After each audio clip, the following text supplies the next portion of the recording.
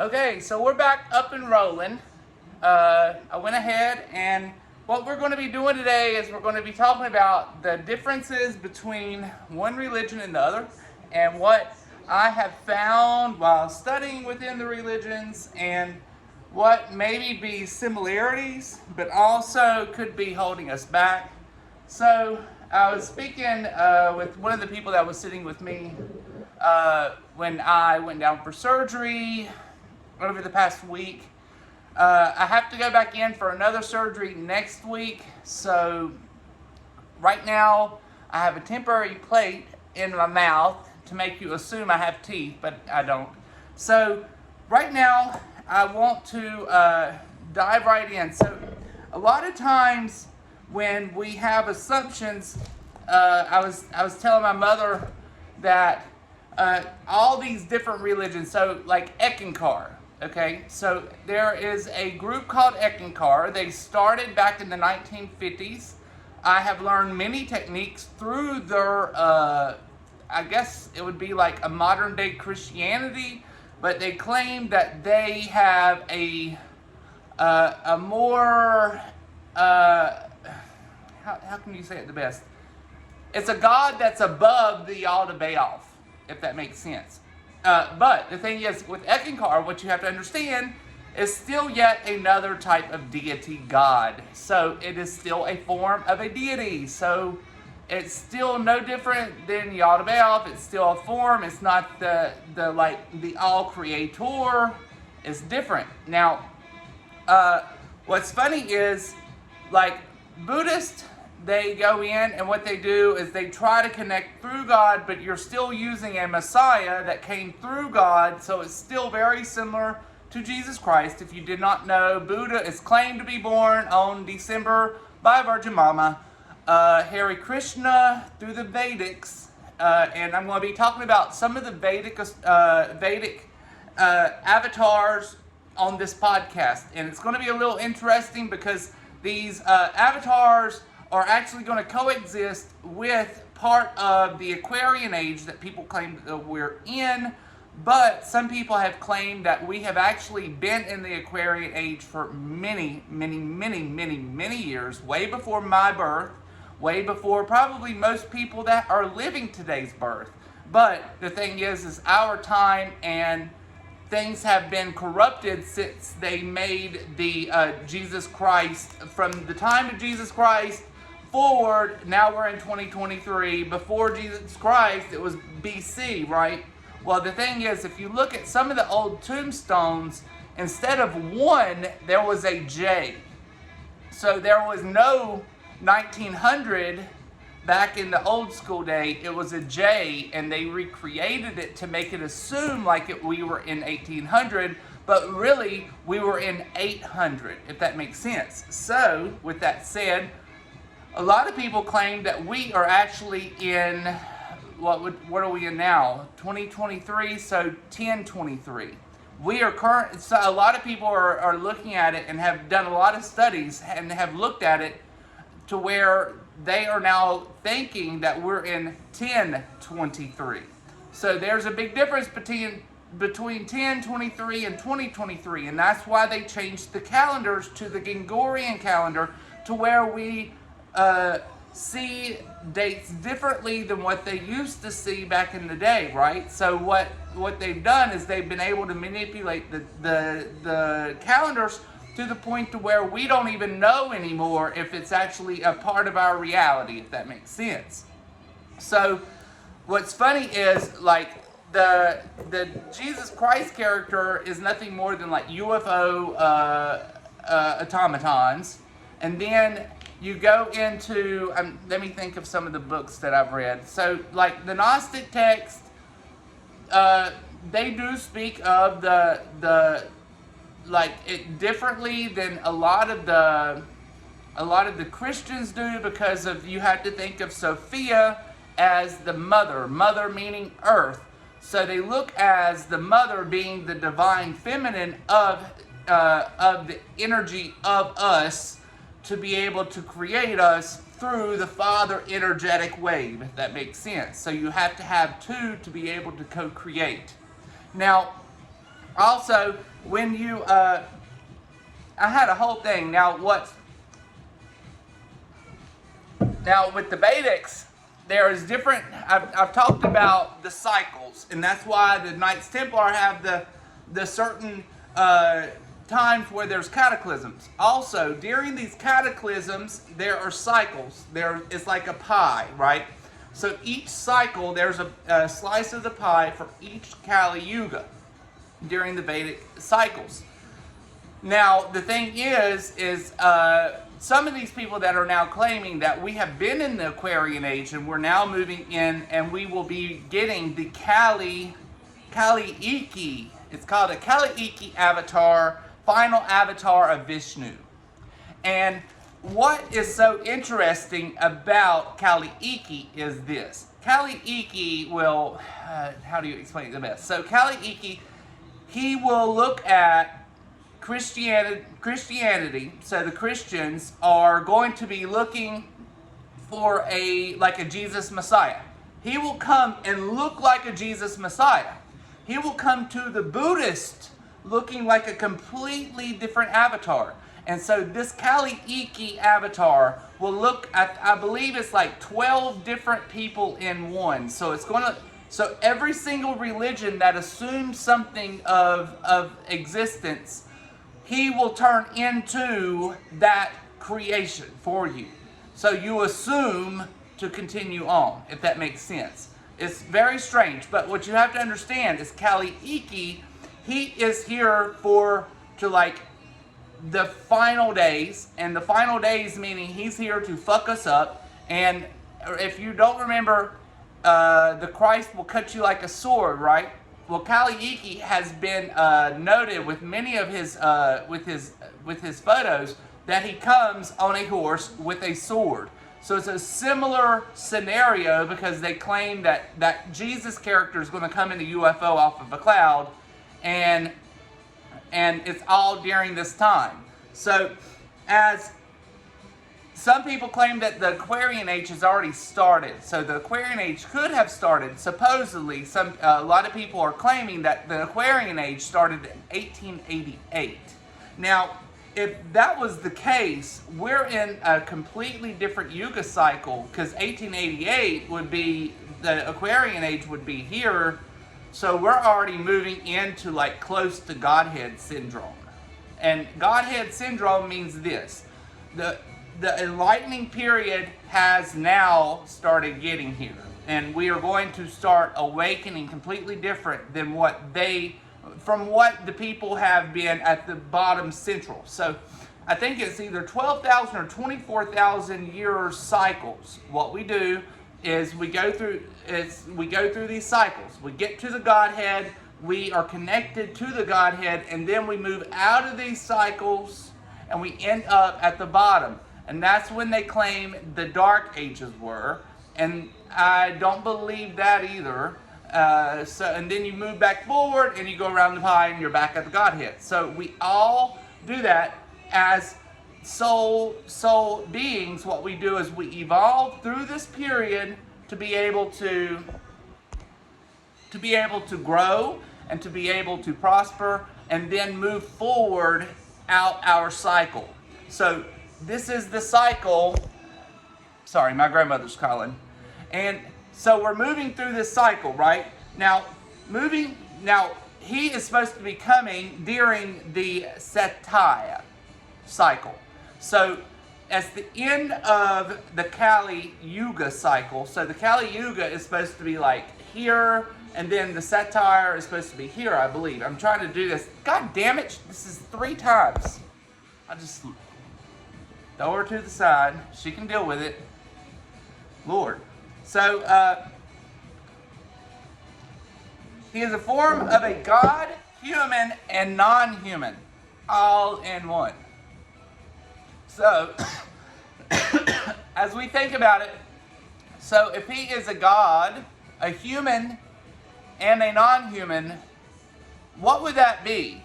In modern day, think about it. What would that lead up to? He would end up like a shapeshifter. A shapeshifter today can be able to show you like they're human, but they're really reptilian, and they are like part of the gods that created this cycle, this new cycle, sort of, kind of, to make us like the slave, but we're breaking out of it, if that makes sense. So what we're going to be doing is he is supposed to be the remover of darkness. So if you think about it, okay, but now also, if people are over here within the Christian faith, Christians originally started having church on Saturday, and that is a fact. I lived in Miami Beach for many years, and all the Orthodox Jews go to church on Saturday, and I'll tell you a funny story. So we used to live on Millionaires Row for probably 4 or 5 years. So we were there, and we had a door boy, and then what's funny is all the doors were electronic. So when the Orthodox Jews would leave their church, they would not ride in their cars, they would not use anything electrical, and the day on Saturn's Day, what would happen was they would get to the building that we lived at, right? And then there would be like a line of all these Jews trying to get on the the elevator, but they could not mash any of the electronic buttons because they're not supposed to use electronics on Saturday. So they would literally wait for our little door boy to let like everybody in, and then he would have to go and mash all the buttons for everybody that lived in the building that were Orthodox Jews to let them go home. And that's true. Well, why do the Orthodox Jews go to church on Saturday? Well, Saturday is Saturn's Day. What is Saturn's Day? If you look at Saturn, Saturn is the god Satan. Well, what's funny is this. So all Orthodox Judaists do still represent the Saturday religion. A lot of the Catholics used to. I'm not sure if they still do. They probably do Sunday, like the new like Christianity movement. But still, okay, so you have to understand, within Islam is when they all go to Mecca. When they go into Mecca, to this town, there is always a black cube. Why? The black cube is a representation of Saturn. And that's what a lot of people don't understand. Saturn is the god Satan. And all Christianity is still pertaining to this same energetic field.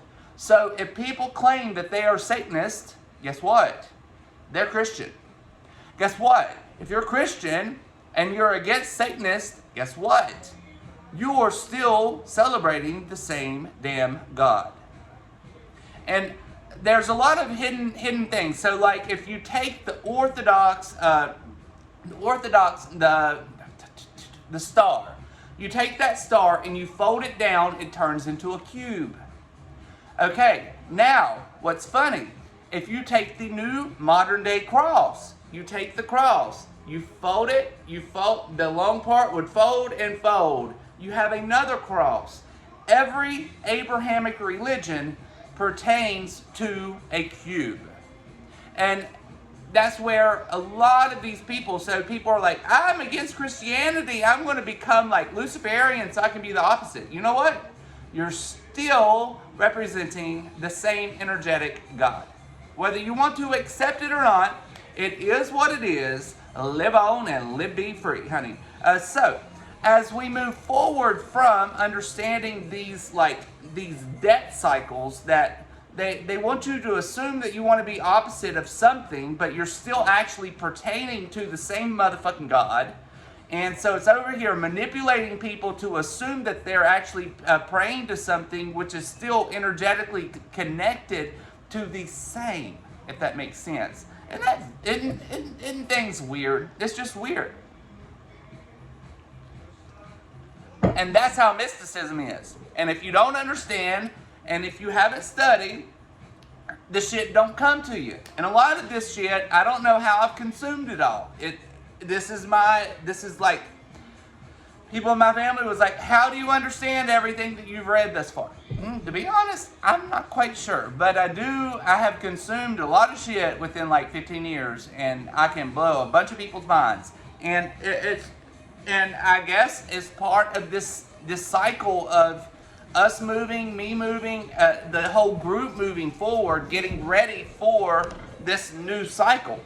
So as I was talking to her about like, okay, so a lot of times how pagans supposed to be doing, they're supposed to looking at their pagan gods as like ancestral, not like a messiah. In modern day, a lot of pagans are doing the same messianic mindset rather than thinking of it like your heritage, if that makes sense.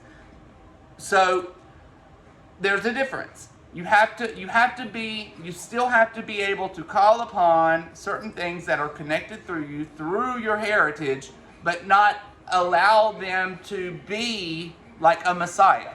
Because as soon as you become allow this messiah to come in to be like who you worship, right? It takes energy away from you yourself. As soon as you allow yourself to lose this energy from the divine mind to be able to create and manifest what we want, then we all lose certain energetic wavelengths. So as we move forward, what were the other ones that I was telling my mother the other day about the religious segments? But I was telling her, the thing is all these religious segments are all still pertaining to a lot of the same things, but they're like the Buddhist is still like the Hare Krishna. He was blue, boo. All the dictations of Hare Krishna when he came on Jesus' birthday, thousands of years before, he came as a blue avatar. Okay, so if I see a blue avatar as a messiah, what the hell would I say? He would be an alien. And I'm not saying aliens can't come here and give us like information and help the world. I'm not saying that. The thing is we can only go by what we feel and what we know. They've only allowed us to know specific amounts of things up until this point, right? So as we move forward, we have to look at it for what it is rather than what they want us to know, more or less. You get what I mean? Because they only allow us certain information. So what's funny is as we move forward into this age, I want to know what this next Yuga cycle is going to be like. So, are we in the Yuga cycle currently? Are we moving into a new Yuga cycle? Is it actually going to be like the Kali Iki, which is going to come and raise hell and like want to burn down the fucking world and make the world come to an end? Who knows? So what we will do, we will play with the Deviant Moon today, and I will do that. So it's funny how a lot of these Vedic things, a lot of these things have like thousands of gods, but there's only one main avatar that they claim that's like a godhead that comes in as God, if that makes sense. So that's what this godhead Kali Iki is supposed to be doing, is moving as the godhead of God, coming in human, non-human form. So human, non-human, and that would be equivalent to Hare Krishna, Jesus, Buddha. If you look at anything Buddha, I almost think that he was like some weird ass giant, to be honest, because all of his statues are like so huge. Have you not paid attention to that? Think about it. If they build a monument for Buddha to be that big everywhere in the world, why would they want a monument that big? You get what I mean? Like, most Christians, they do like a little Jesus, like a normal size like us. Not Buddha, like 40 feet tall. What if he was a fucking giant? Serious? Could have been. Because if you look at the European world, see, we used to have a European world in the United States of America. So that's what a lot of people don't understand. If you go back to our world fairs way back when, all of our big cities look just like London, just like Amsterdam, all those beautiful cities in Europe. That's what United States of America looked like. And around 18 to 1900, they started demolishing all these buildings. Why? Because they don't want us to know that we had old world society that lived here. Something happened here.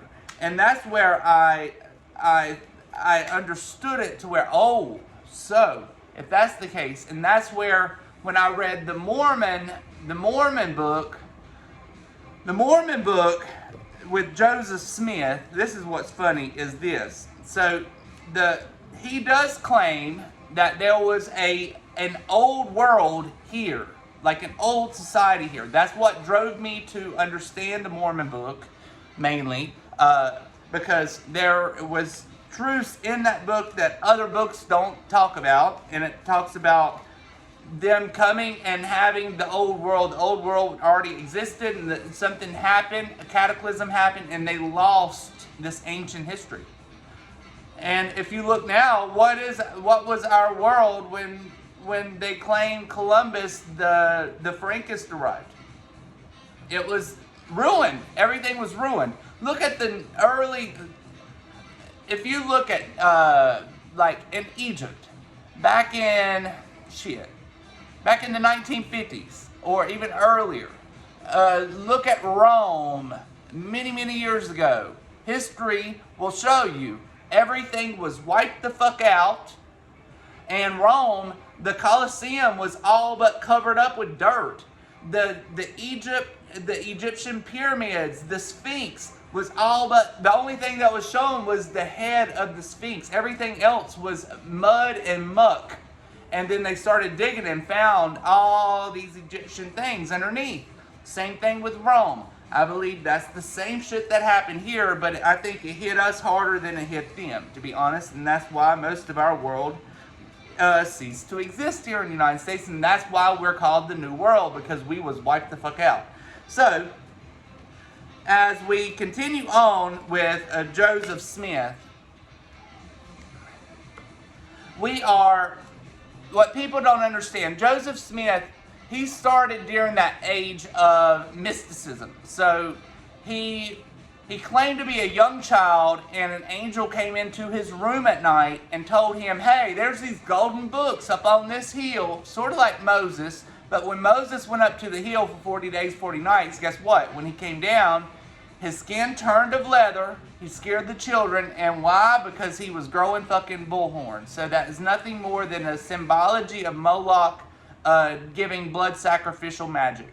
So as he went up to this, they told him to go up to this hill. So he went up to this hill. The angel showed back up somewhere out of New York City, I believe. So, well, when he showed up to go get this, to this location on top of this hill, this angel reappeared and said, you have to come back in like such and such amount of days and such amount of years. And if you come before that, something will happen to you. So you got to make sure and come back that day. So he showed up back that day, you know. He showed back up that day.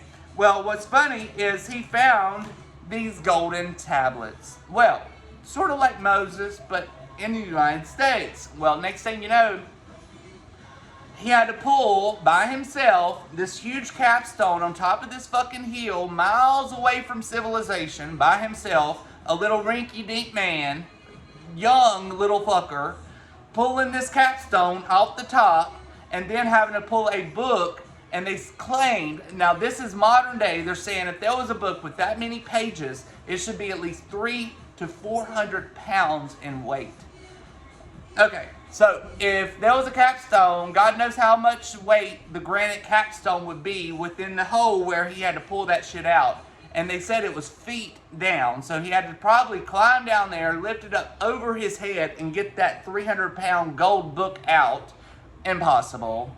So he got the book home, and then after he got the book home, what comes very interesting to me is the way that he was able to dictate the book, meaning recreate the language within the book. He said it was rewritten through angels. That's bullshit. How did he do it? He did it through a scarring mirror. Okay, so this is the first time I've touched this since probably 2 years ago, but I'll grab it and show you what. I'm not going to touch it because I'm not calling anything into that stone again because I had to banish it, but give me a second and I'll explain.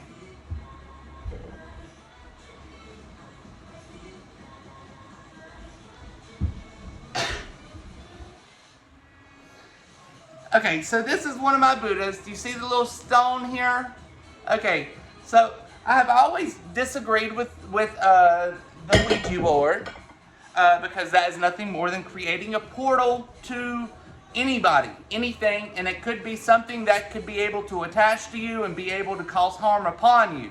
So with that said, I did not look at pendulums the same way as I looked at Ouija boards, which is stupid on my part, but it was my prerogative. I did it. So moving on and moving on. So as I was playing with the little pendulum, that little thing would spin, spin, spin, spin, spin, and answer all my little questions I had. Well, the thing is, I never did a sacred prayer. Like when I do my Akashic records, I say a sacred prayer and hold me in a space to where I can't be attracted to anything and be able to get attached by anything, if that makes sense. So when you're playing with the little pendulum, nobody's doing a sacred prayer. All you're doing is saying, "Hey, bitch, tell me something," and they'll spell out the words. No different than a Ouija board. So I was playing with the Ouija board, I don't know how long, maybe a week or two, just to like get answers and shit. Well, what's funny is this, one day I was like, I'm tired of holding this fucking pendulum above my little makeshift board. So I bought this pendulum stand. Well, as soon as I bought the pendulum stand, put the pendulum on the stand, that little bitch would not move. It was like it died. So I picked it back up with my hands. That little bitch was going to town, right? So I was like, you know what? Why aren't you playing on my stand? Because I don't want to. I'm like, let's be clear. You are running through my energetic wavelength. I don't know what the fuck you think you're doing, but you work for me today, and this is how it works. So if either you work on my stand or you don't work at all. So that day, I put him back on the stand. That bitch didn't work. Well, next thing you know, I got on the phone with a friend at the time, one of the other spiritual people that I used to communicate that lives around here. We were on the telephone for probably about right after this happened. I was telling her that son of a bitch didn't want to work for me on a stand. So I'm over here. I opened the door to the stove, right? As soon as I opened, and I'm talking shit about the spirit. As soon as I talk shit about the spirit, I opened the door to the stove. It literally singed all my eyebrow hair, all my front hair, all the hair on the front was completely singed the fuck off. So I know exactly what it was, because within like a few minutes before that, I was over here talking shit and saying, okay, well, fuck you. Either you work for me or you'll get banished, right? So I'm going to get your ass out of this house. Well, as soon as I said that, she called like immediately. That happened. I'm like, you know what, bitch? I got to get off this phone. This asshole's out of here. So he sits on my Buddha head. Nobody touches him. I always keep him away from where people can touch, so people don't touch the energetic thing. I did banish the spirit from the house, but I do not approve of pendulums either, because I have seen them burn my hair off intentionally. And it was almost like he did it because he knew that I was about to do it, and so he thought that he needed to burn my hair off. So it is what it is. That bitch got banished, and I do keep the pendulum, like remembering that this shit, if you aren't over here holding your space in the right, if you aren't centered, if you aren't holding your space and putting yourself in a specific cocoon, anything can come in. And that's the perfect example. Because I've been doing Akashics for many years before I did the pendulum. That's what's weird, right? So I've always been doing like sacred prayers for years. But the pendulum, I never thought about. I was like, oh, that must be the divine mind. That must be like the God of all gods. I am going to communicate to God today. That bitch done burned my hair off. It wasn't God. It was a fucking spirit.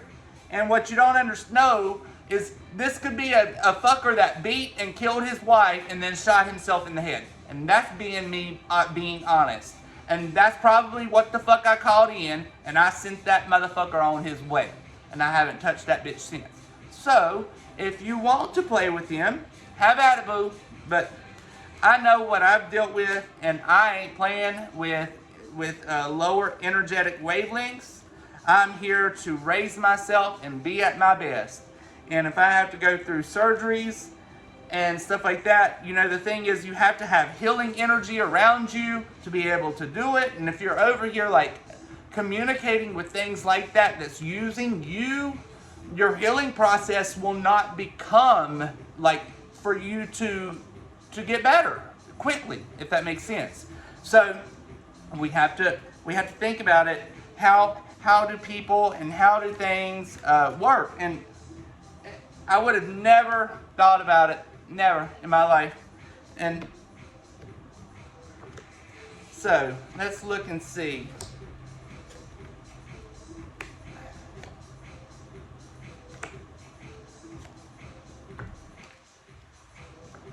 Okie dokie. This is a weird read. Really weird read. So this is going to be about what I was talking about with the age that we are in and the Kaliiki avatar. Excusez-moi. So currently the wish has been granted. So it's like the world has been wanting it. So they have now manifested this cycle to come. But we don't want it. We have now, it's like, okay, it's time for us to, maybe everything has been made and manipulated because we've now got enough to where we don't